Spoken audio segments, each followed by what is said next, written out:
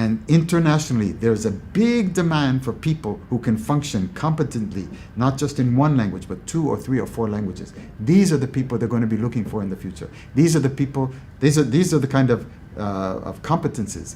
These are the kind of skills that your children are going to need for the future, and you've already got all the basis for it right here in Curaçao.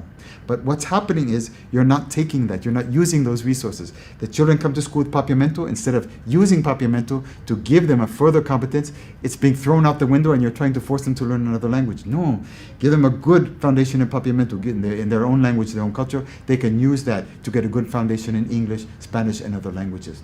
So this is how you create a multilingual workforce. You create it through, not through forcing other languages on the students academically from the beginning. You create it by giving students a good sense of their own confidence in their own language and their own culture, and then use that confidence for them to learn other languages. So the best way to get Curaçaoan students to learn Dutch is to do it through PAPIAMENTU. The best way to get them to learn English is to do it through PAPIAMENTU. The best way to get them to learn Spanish is to do it through PAPIAMENTU.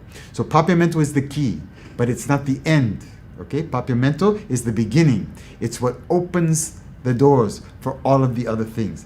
So as long as the students continue being proud of their own culture, being proud of their own language, and gaining skills in their own language to continue on in school and for academic success, they can transfer all of that to the other languages, to Dutch, to English.